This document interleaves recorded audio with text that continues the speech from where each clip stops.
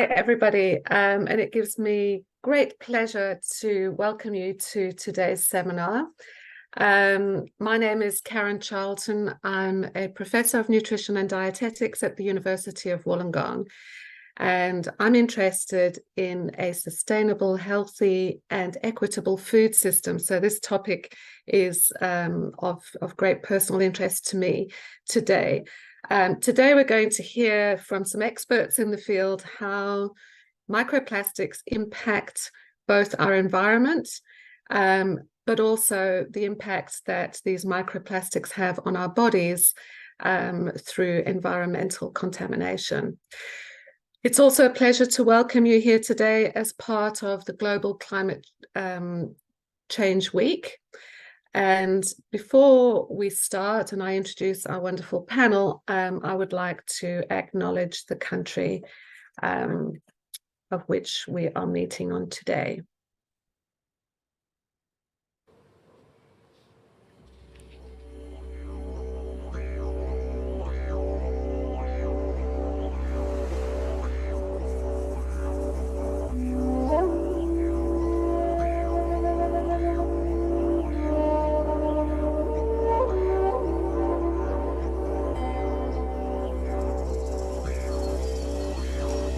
We acknowledge that country for Aboriginal peoples is an interconnected set of ancient and sophisticated relationships. The University of Wollongong spreads across many interrelated Aboriginal countries that are bound by their sacred landscape, an intimate relationship with that landscape since creation. From Sydney to the Southern Highlands to the South Coast. Fresh water to bitter water to salt. From city to urban to rural. The University of Wollongong acknowledges the custodianship of the Aboriginal peoples of this place and space that has kept alive the relationships between all living things. The university acknowledges the devastating impact of colonisation on our campus's footprint. And commit ourselves to truth-telling, healing and education.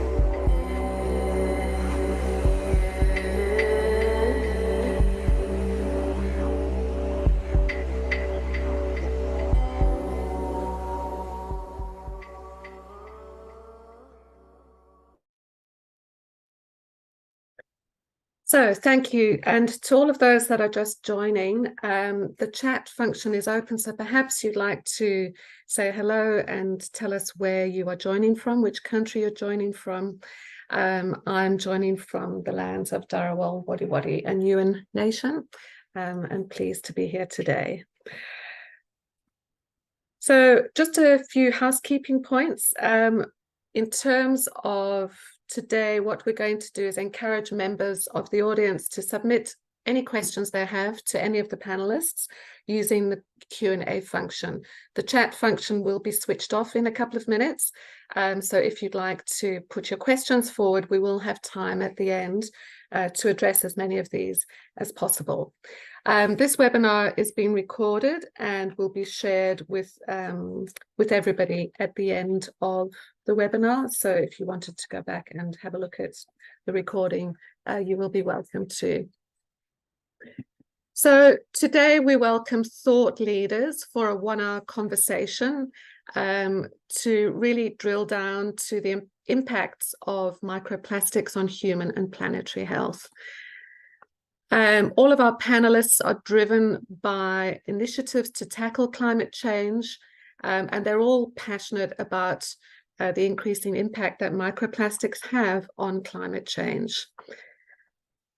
So today we're going to discuss how microplastics form, what they are, the impact that they have on the environment, and importantly, what governments and individuals can do to better protect our health and our planet. So it gives me great pleasure to introduce our esteemed panel.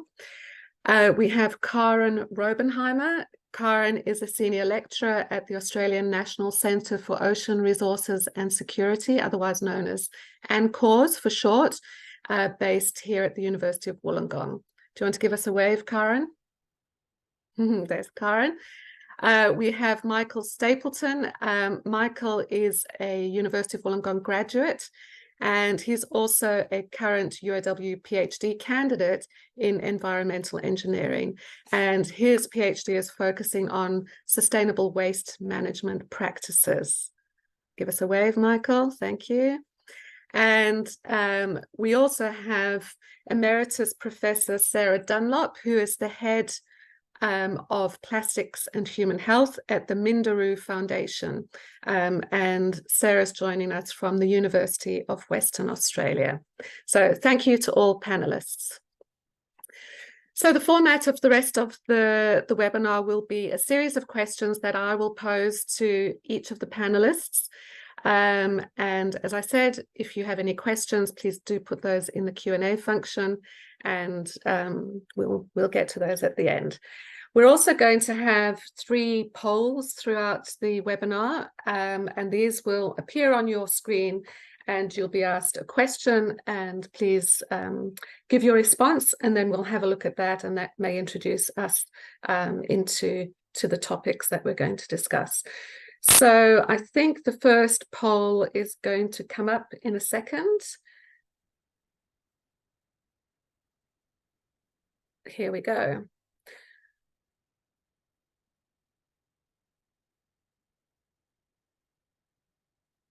So you'll have a few minutes to think about the answers to this, and please submit your response, and we'll see how we go with this.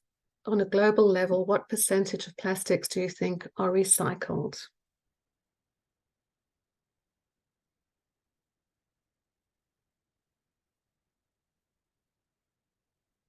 All right, so we have a fairly informed audience, because the correct answer is 10% of new plastics are recycled.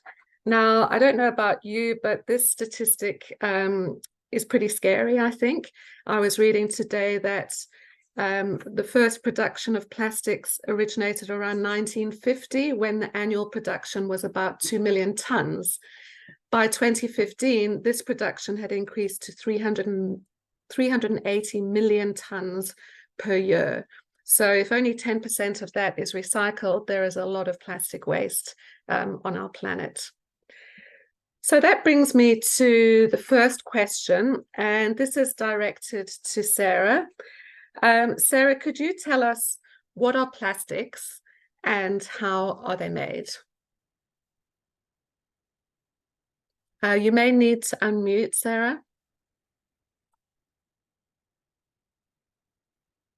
Good start. Thank you, Karen. And it's a really important question, because if you want to understand harm from something, you need to understand what it is and where it comes from. So plastic is essentially a complex material that's made almost entirely from fossil fuel. 99% of all plastic at the moment is made from fossil fuel, and 2/3 of that comes from coal, and the remainder oil and gas. And you mentioned the very large numbers, and I would like to emphasize that at the beginning, because back in 2014, only about 4 to 6% of all fossil fuel was used to make plastic. And look at the damage that we see from that already. And that's predicted to increase to about 20% by 2050, mainly as a result of the fossil fuel industry pivoting away from using fossil fuel for energy as green energy stocks come on board. And they want to make even more plastic.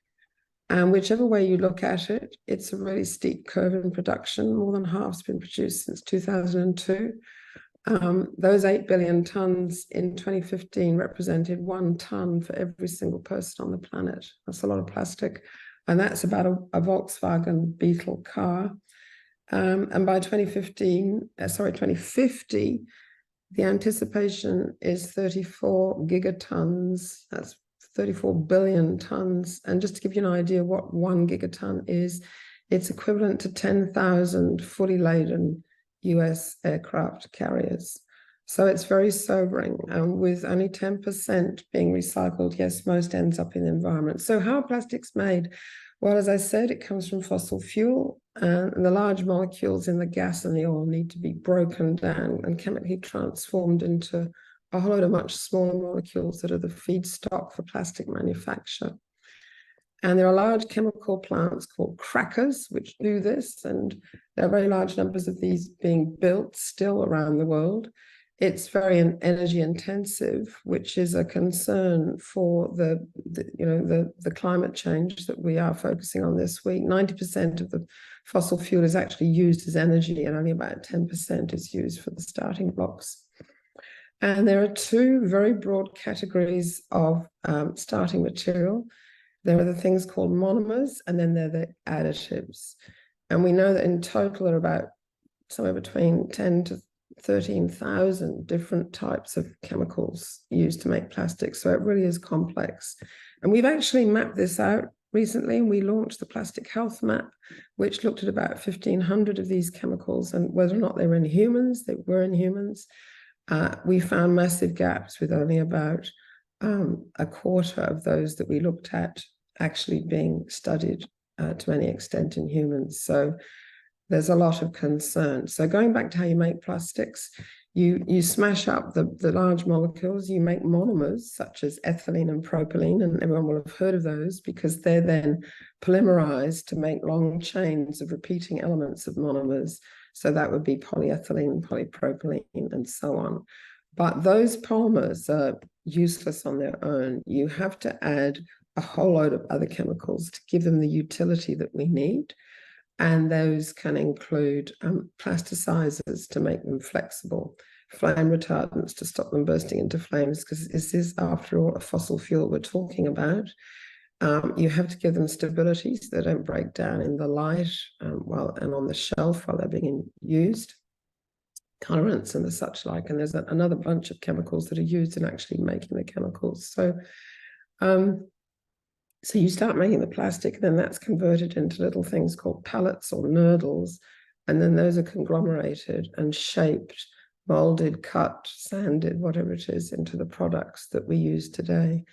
So that's a really fast car of what plastic is and where it comes from. Thank you. So I think what I took from that is that it is very fossil fuel dependent. So that's plastics, but our focus today is on microplastics. So I might turn to Michael to explain to us what exactly are microplastics. We hear about, little beads in cosmetics and so on, but I'm sure it's a much broader explanation. So if you could perhaps talk us through microplastics and explain to us what these are and where they might be found. Thank you. Yeah, so microplastics are any type of plastic that is less than 5 millimeters. That's just the standardized size that's come across in the literature. There's also nanoplastics as well, and that's come across just in recent terminology, because this is a new area of research, relatively new. There is all these new terminologies coming out. Nanoplastics are in the size range that is less than 1 micrometer, and I'm sure you'll hear more about that later on, because these are the plastic particles that can have more issues in the human health. But when going back to the microplastics, there's multiple different forms you can have. You can have pellet, you can have fibers, fragments, or you can have foams. And then how microplastics are made, you can either have primary microplastics or secondary microplastics. So primary microplastics are made in the size range of 5 millimeters or less, whereas secondary microplastics is where you have a macro bit of plastic and then it downgrades into that smaller size range. As the issues around microplastics are still relatively new, there is still a lot of research in this space to be done. A lot of the focus is on finding sources of pollution, finding how it is affecting animals, how it is affecting sea life, how it is affecting humans, how we can recapture the microplastics from the environments. And when we're going back to the sources of microplastics, the most known sources of microplastics is from that macroplastic fragmentation. So that can occur through abrasive forces, through just simple like tire wear products wearing down on the roads. You also have your washing machines, a lot of the synthetic clothes these days, when you put them into a washing machine, they're going to make microfibers, and that's an easy release into the environment. You have your tires, which I said just before, and then you also have nurdle spills. So as Sarah was saying, you have the nurdles, which is the precursor to most plastic products. They melt that down into the new plastic product. They're getting shipped around the world all the time. And it is quite common for a shipping container to fall off a ship filled with nurdles, and then that's now in the environment. So they're the main sources of microplastic pollution that we have, but there is also emerging sources, and this list will just continue growing as more and more research occurs. So we've even found tea bags are a source of microplastic pollution, soft falls in playgrounds. That was a good solution for tires. They recycled that into soft falls, but now they're finding that little crumbed rubber is now escaping into the environment. And we just did some research at UOW recently, and we also discovered that plastic recycling facilities are actually a potentially large source of microplastic pollution, just because the way the process is, there's a shredders involved, and they making all this microplastic dust and all these small contaminants. So we could keep talking about what a microplastic is, but that's what we're going to get through into this conversation here. But there is a wide range of issues associated with microplastics and how they can affect human health and our environment. So we'll dive a bit deeper into that, and that's what a microplastic is. Thank you, Michael. So what I take away from that is that a lot of microplastics comes from degradation of primary plastic. But what really is frightening to me is that even recycling is not the overall solution to getting rid of plastic in our environment, because that in itself can reduce can lead to further microplastics. So let's now get into a little bit of nitty-gritty about what is the impact of microplastics on humans. And for this, I'll go back to Sarah, if that's okay. And perhaps you could just give us an overview, Sarah, of whether microplastics are harmful to humans. And continuing the conversation that Michael started, it was an excellent overall description. I mean, everywhere we look, we find microplastics. And the thing that I think is perhaps most alarming, carrying on from your comment, Karen, is that the destiny of every single piece of big plastic that's sitting out there in the environment, in a rubbish dump or wherever, is to become micro and nanoplastics, is to break up into smaller and smaller pieces of itself. It won't break down into its constituent components. It will break up into an infinite variety of particles. So this has been described as a toxic debt that we need to face in the future unless we can somehow clean it up in some way. So how do microplastics impact humans? It's, again, a really important question. And our knowledge is pretty limited, I'm afraid. And what we need to do is distinguish the two different size ranges. And the reason you need to do that is because the measurement techniques that we use for each of them is pretty different. But regardless, and some are more, better developed than others, particularly for the microplastics. The nanoplastics is proving to be a real challenge, but we will get there. And we've set up a lab at the University of Queensland to do just that. And there are others around the world that are using a special technique called spectroscopy, so mass spectrometry, I'm sorry. So this is, it's a work in progress, but there is a lot that we can say already. And I think the main take-home message, apart from not knowing in a lot of detail, I think one of the main take-home messages here is the smaller the size of the plastic, the more likely it is to penetrate more deeply into our bodies, because that small size will enable it to cross biological barriers, whereas the bigger pieces will be kept out by various mechanisms. So what do we know? We do know that exposures measurements, the ranges of exposures that have been suggested in the literature are highly variable in their range. Some estimates range from about 0.1 to 5 grams a week.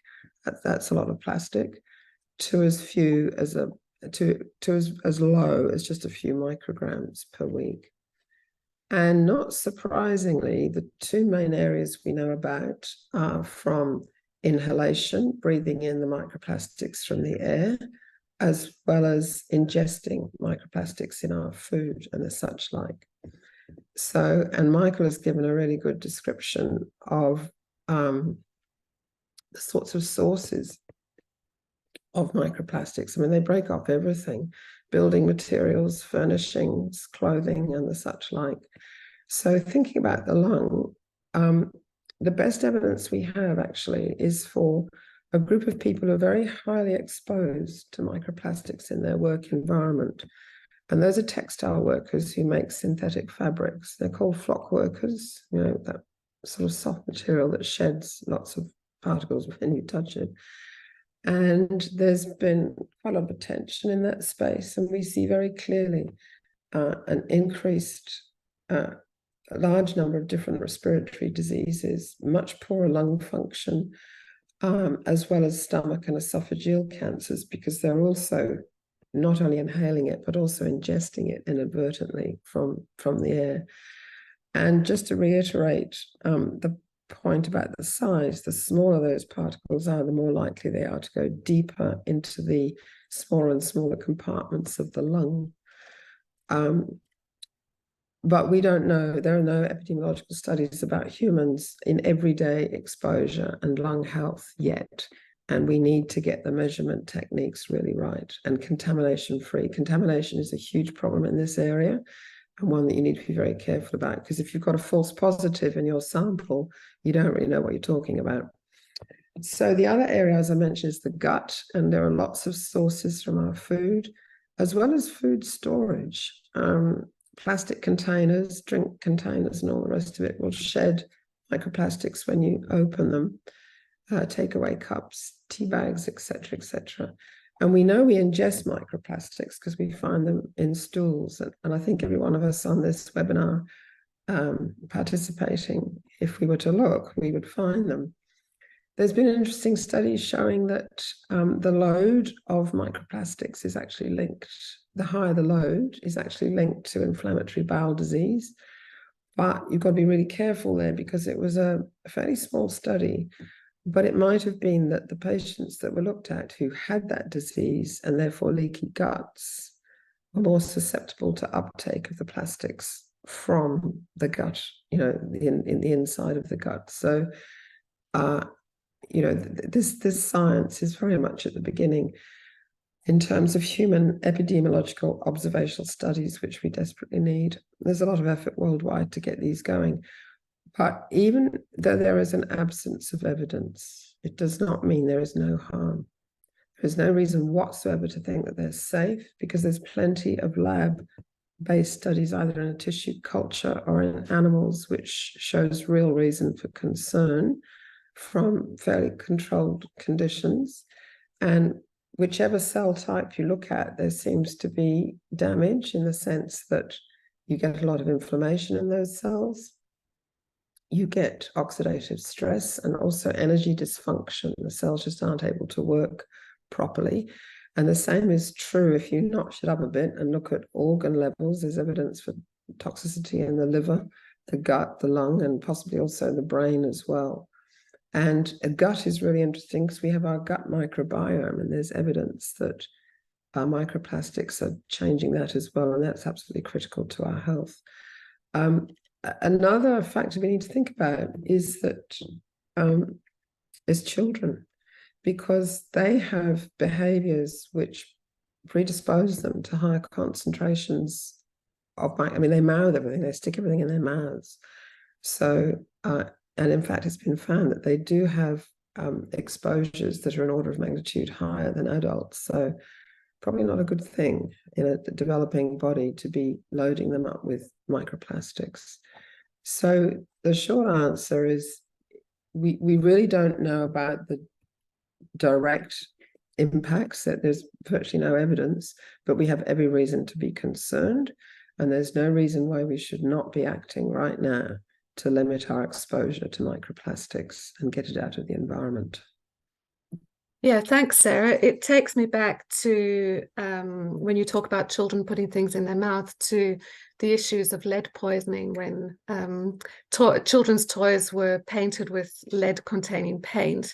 And that's obviously been removed from the environment now, but it seems now we have the microplastics. And especially, I was reading something about microplastics in sand, and we know that kids love to dig in the sand, and it just kind of puts a whole new sort of perspective towards us. While we're still on the topic of human health, you have touched on microplastics in the food chain, and we hear a lot about fish and marine animals and bioaccumulation in those larger fish particularly. So there is a sort of common conception that microplastics in the diet is mainly from water sources or marine sources, but that's not necessarily the case. Did you want to just expand a little bit on that, Sarah? Yeah, it's a really interesting and pretty complex area, and I just want to really define biomagnification.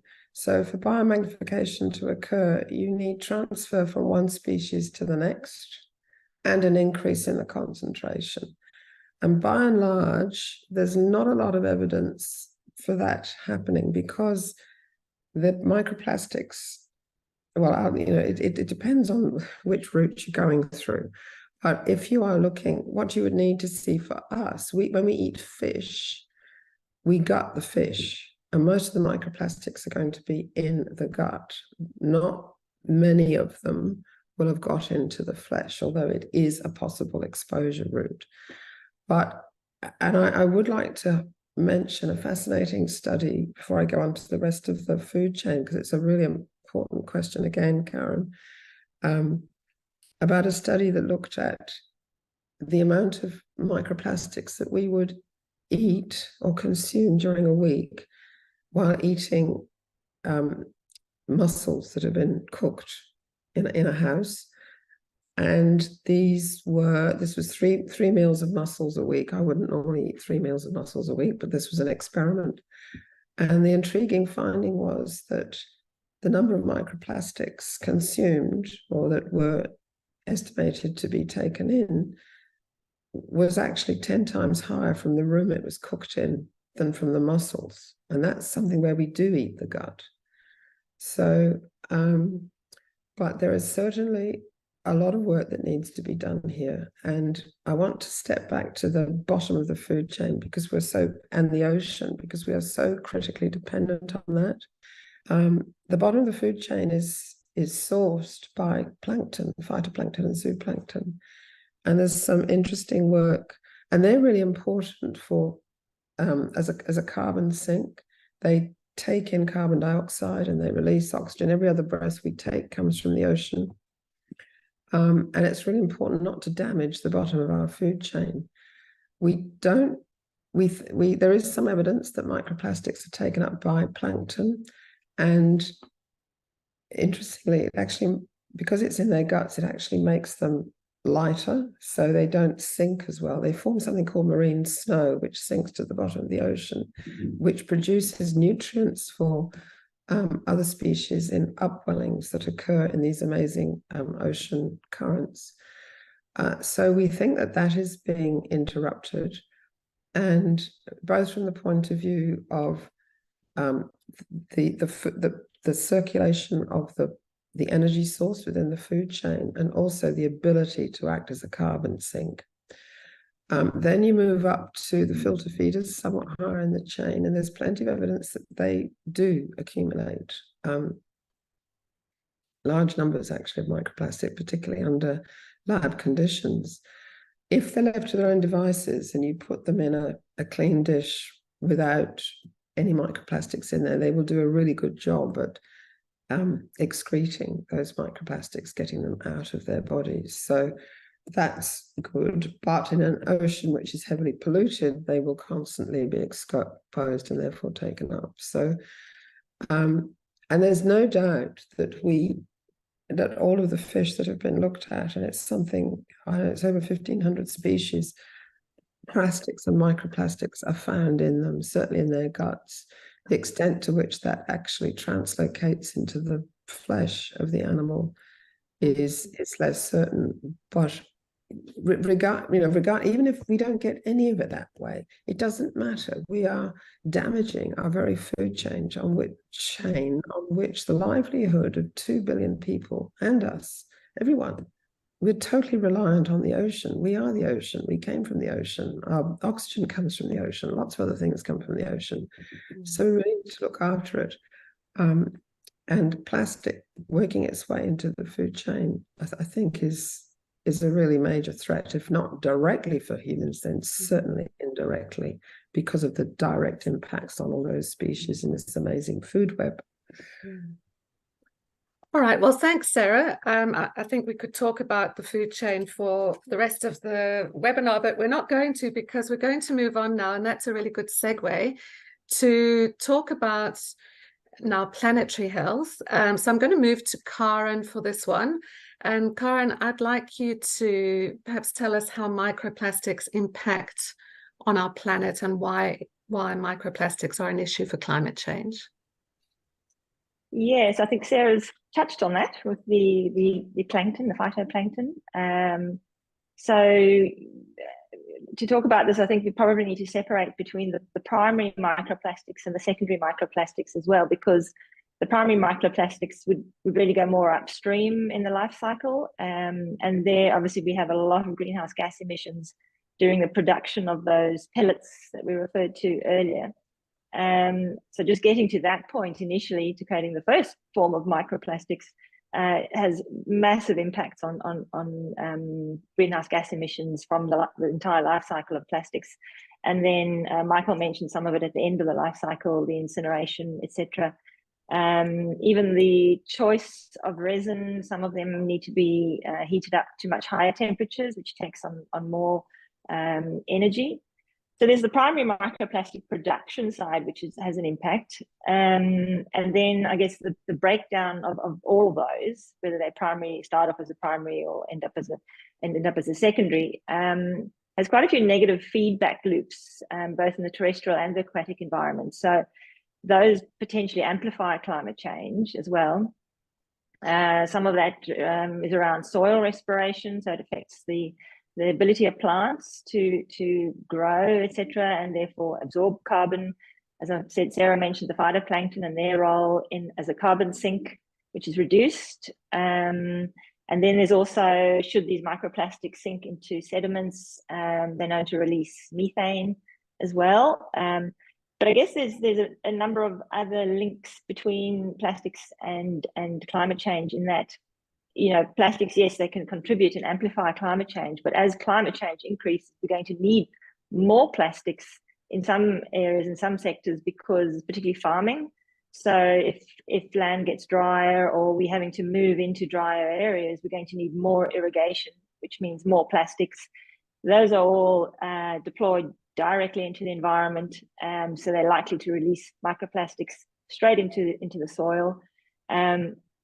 As we get more and more very severe weather events, we need to go in with food and water to help people after that.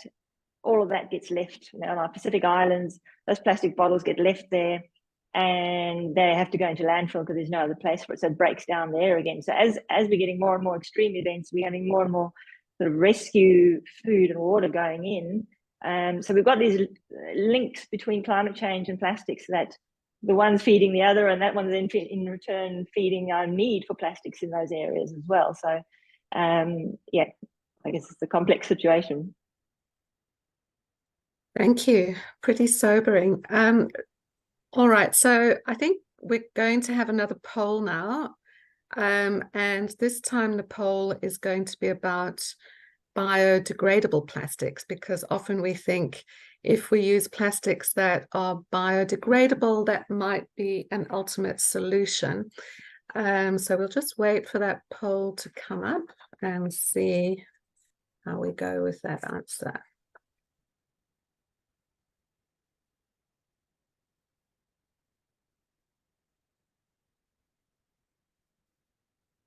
Takes a little time to load. Here we go.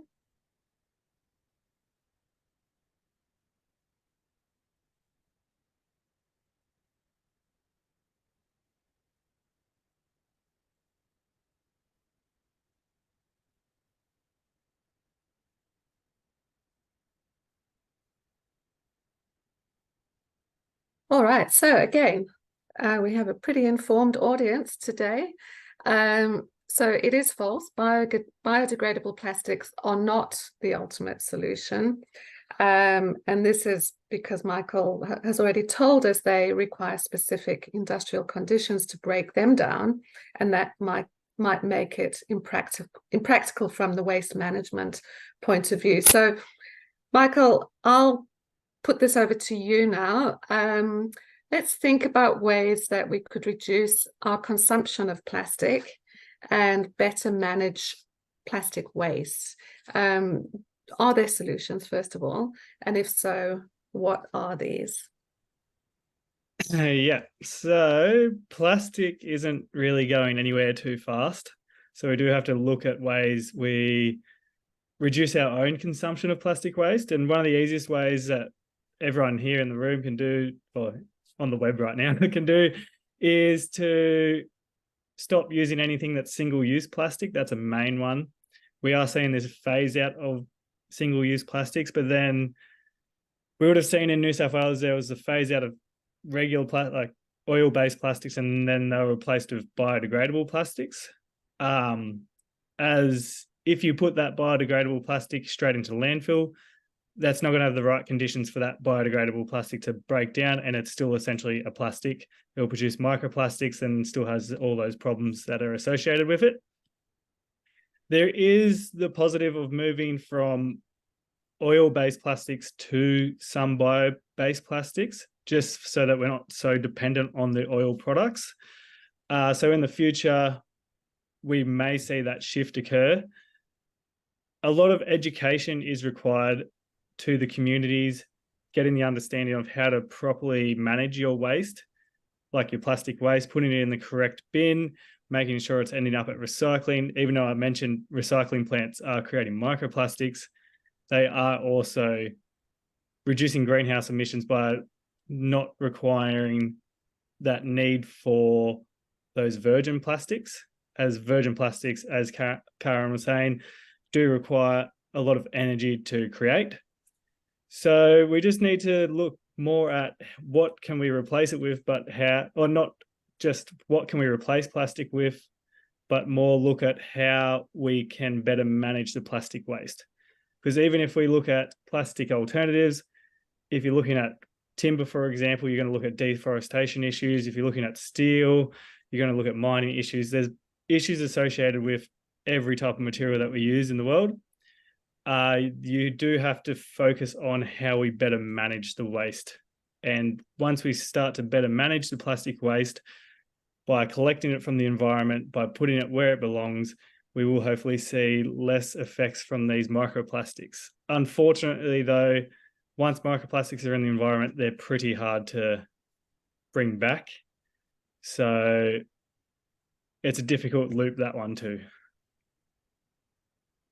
Thank you. Karen, did you have anything you'd like to add in terms of bioplastics? Yeah, well, firstly, the term bioplastics is a complicated term, and it includes many things like bio-based. So Michael mentioned making plastics from plant material, and that has been, touted as a solution. But again, if we're not only using byproducts from existing agricultural processes, we might be moving into new territories to grow those, which again is going to require more plastic to irrigate, create those new bio-based feedstocks. So I guess we just have to, the only way here is to reduce consumption and reduce everything. So I guess you could start trying to buy locally as well, so that you're not having to transport. Every time you buy something from overseas, it needs packaging, it needs to be flown over. There's just everything around these products that contributes to climate change. So yeah, I guess we just have to be careful of the solutions as well. So I'm hearing that plastic is not our friend. Is that correct? It is our friend. It is our friend in many ways. We just have to learn to manage it properly. Okay, now we're going to move to our last poll, which is about recycling, since we're on this topic. So Kate's going to bring that up. If everyone just recycles properly, we wouldn't have a problem. True or false?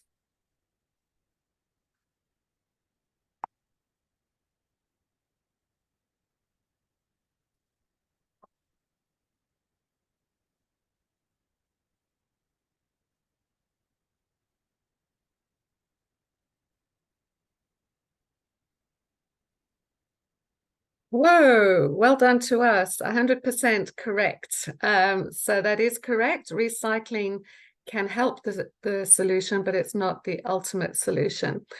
So I'll go to Karen for this one. We know that there are some policies here in New South Wales and elsewhere around the production and use of plastics. Can you please highlight for us what governments could do to help reduce the impact of plastics on the environment, and what you think about these policies as they stand, how they've been designed, could they be better designed?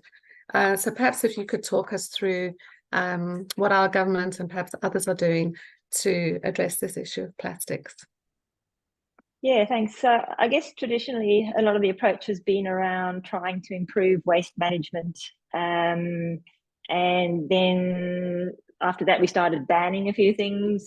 It's really difficult to ban products. So we're not going to be able to do much of that further than beyond what we've done now. So it's difficult.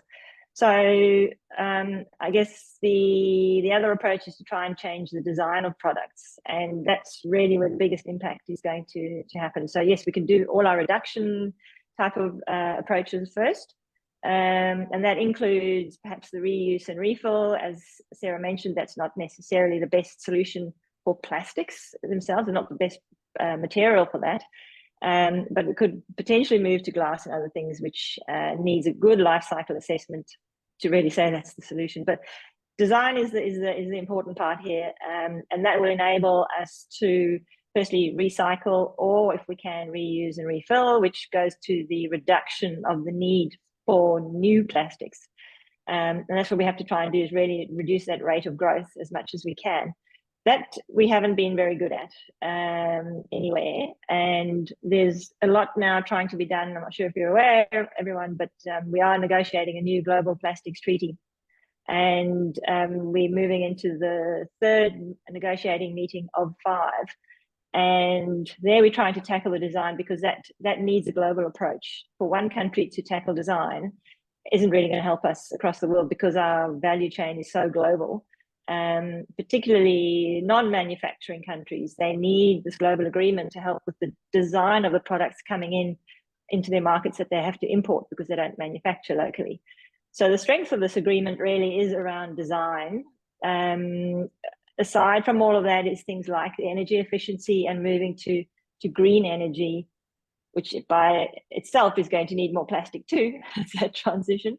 But if we can reduce the energy around the energy emissions, that will help with the plastics life cycle significantly as well. But that's a long process, and as I said, it's going to need more plastic too.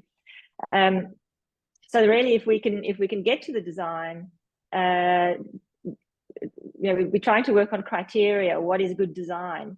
Then we can start really making things that will work in a circular economy. It's going to take some time. What do we do with the stuff that doesn't meet those criteria? What about the stuff that's on the market that will only become end of life in 20 years or 30 years? We almost we need 2 waste streams, one for the old waste and one for the new waste that might have been designed correctly. So it's a very complex situation in Australia. We have tried. We're lucky. We have good infrastructure. We have good collection services. But it really boils down in developing countries to why bother collecting this? So it needs value, or it's not going to be collected. And at the moment, most of our plastic doesn't have much value, and it's expensive to recycle.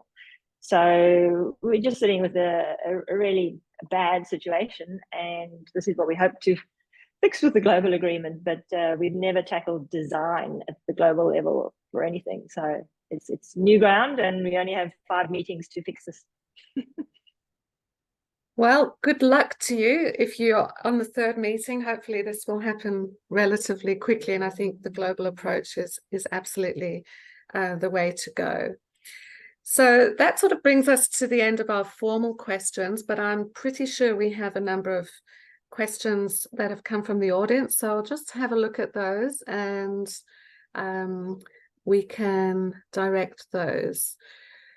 So the first one is to Michael. Michael, I know places like South Korea and Germany recycle a lot more plastics than we do. Do they have solutions to the breakdown of microplastics? And are there countries that we should be looking to for more advanced techniques? So in regards to the recycling industry, because it is a relatively new topic, they haven't actually really thought about it in their processes. But there is many processes outside the recycling industry that can capture microplastics, like whether it's in wastewater treatment plants, that like through filtration devices, coagulation, etc. That just needs to be brought in to the recycling industry, but without external pressure through either like government regulations on monitoring microplastic pollution. The recycling industry might not feel pressured to implement those devices because it will be an extra cost to them. And unless there's someone on the outside telling them they have to do this, they might not implement it. So the technologies exist in Australia and all around the world. And there's even like the scientific community is obviously a global community. So it's working with different nations. So we don't need to look specifically at a country with better technology. We just have to make sure we implement it into the recycling industry. Okay, thank you. So we have a question from Barbara, and Barbara's question is, she would like to know what is being done to reduce microplastics through washing. Are companies being required to build washing machines with filters? There are other options such as a Cora ball, I'm not sure what that is, to reduce the problem, but these aren't available here in Australia. So if this is such a major contributor to microplastics, why are we not doing more? And I'm just going to open this up to anybody that would like to respond. So it's about washing machines. I might tackle that at the start. Yeah, so the Cora ball is made from recycled plastic, but it does also give off microplastics itself. And it's not as effective as some of the filters. Some of the filters as well, you need to be careful that you know, you're not going to wash the filter under the tap, because then it just goes down the drain again anyway. So the filters are they do work. Some of them are quite useful. It also depends on whether the device that's capturing the microplastics can be reused multiple times. So, you know, there's complexities within the filters themselves. As far as regulation goes, we are not regulating at this point. I think Australia is considering it. I think Japan's had it for many years, where they have regulated that filters are built into washing machines. So it is something that it doesn't really take in a huge focus at the global level. At the global level, what they're talking more about is the intentionally added microplastics, which is an easier thing to regulate than the breakdown of plastics, which goes to design. How do you redesign your car tires and your clothes so they don't give off microplastics? Whereas those that we are intentionally adding to products, we can regulate a lot more easily. Yeah, Australia, in their National Plastics Plan, they're aiming by 2030 to start phasing it in. Oh, 2030. Gosh, But that's still a few years. they were pretty loosely on the words, so they've got Okay. it there, but whether or not they follow through later on, we'll see. Okay. Just a quick, Sorry, just a Sarah? quick comment on the textiles. There are ways of making the threads in the first place, which involve a much tighter wrapping of the fibers. It's a bit more expensive, but it does result in a much lower shed rate from the textile. So if we could encourage the better quality fabrics compared to the poorer quality ones, I think that would make a big difference. I'm going to just take the chair's privilege of just adding another question on textiles while we're here. I bought a pair of jeans made out of recycled plastics. Is that a good thing or a bad thing? Now I don't know if it was good. No. They will still shed microplastics. And the thing we haven't talked about at all today is the chemicals that are hosted by the plastics that you're wearing. And we do know that that does harm human health. So wow. It's an interesting I think transition. A lot of recycled material out there on the market in the shops, and I don't know what it's made of. Yeah, I might go to lycra pants. I think I sent Sarah a paper from the EU on that, and the lycra pants that use recycled plastics have got lots of chemicals in them from those recycled plastics. Plus, it needs to say post-consumer recycled plastics, because there's factories in China and that where they make the plastic bottles and they just take them straight through to the next one, which makes the recycled clothing made out of recycled plastics. They're not even using the bottles. So it's got to say post-consumer. Otherwise, you don't know where it came from. That seems bad. So we have a question from Kath Blakey from Wollongong Council. I think it's to Karen. Why do you think a global plastics treaty will work when the climate conference of party summits has had such limited impact? Oh, big question.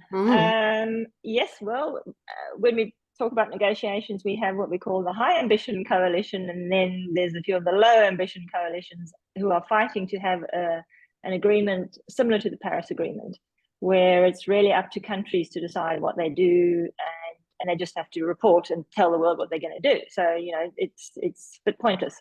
And that's why I think we've had such little success there. Where we're trying to get to with this one is not that type of scenario.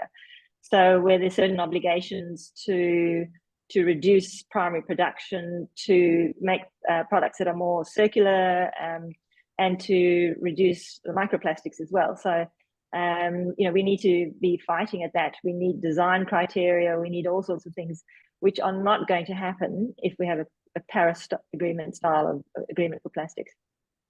And if I could just add that Australia is part of the High Ambition Coalition, which is great. I forget the number of countries now, Karen, but last 50 odd, close to 60. I was going to say 58, yeah. Yeah, this is a global problem. I mean, our waste ends up in other people's backyard and vice versa. So it's not just one country. We're getting on to some practical questions. So somebody asked, should we be drinking from metal reusable drink bottles and glass containers to hold and reheat food? And we haven't spoken about the reheating of food and cling film. I don't know if you call it cling film here, or Glad wrap, or, you know, the plastic wrap around food. Is this harmful to health? What should we be doing in the kitchen? And, you know, is metal better than glass, or what are the answers? What should we be doing? Michael, do you want to take that, or shall I have a first stab? You can go on that one, Sarah. Okay, so I've never heated anything in plastic. I just and if you do look at plastic containers that have had heated food in it, you can see this staining and pattern on them, which accumulates with time. So here we're talking about more probably the leaching of the chemicals from the plastic. I didn't mention at the beginning, but they're not strongly bonded to the polymer, and they very readily leach out and they harm our health. So I would recommend not heating anything in plastic, avoiding kitchen utensils that are plastic and storage that is plastic. It's hard. And I think though that's less hard, and being able to use reusable containers in the home. What's really hard is when you buy the stuff in the first place and you go to the supermarket and things are so wrapped in plastic. I do my best to avoid what I can. I don't always succeed, but I'm very conscientious about that. And I think, good idea. Don't use plastic. Avoid it where you can. Metal and glass are great alternatives. Yeah, just to come in on that, I mentioned life cycle assessments earlier, and it really depends on how many times you're going to use that glass and aluminium. You really need to use it. Make sure you use it and not have 20 aluminium bottles in your cupboard, because that will have an impact too for mining and heating, etc., etc. So it really is about reusing it many times. Oh, we've got so many excellent questions, but unfortunately we're going to have to wrap up.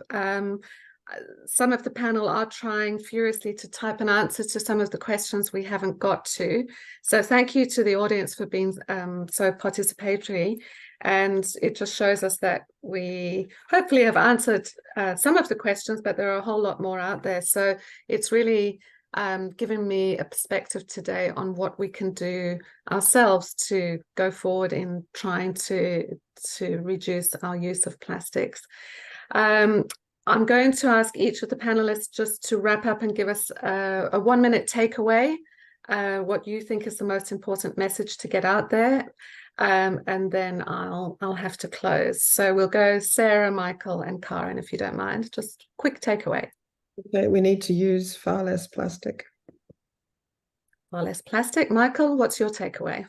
Don't be afraid of plastic. Just know that we just need to manage it properly. Manage it properly. And Karen? Campaign your politicians. That's where the power lies in fixing this. The power of the people. I love that. That's what we're going to end on, the power of the people. We have the power. So a big thank you to our 3 wonderful panelists, Sarah, Michael, and Karen. Thank you for giving up your time. To the audience, we hope you'll join us for more of our events we've got planned for UAW Climate Change Week, Global Climate Change Week.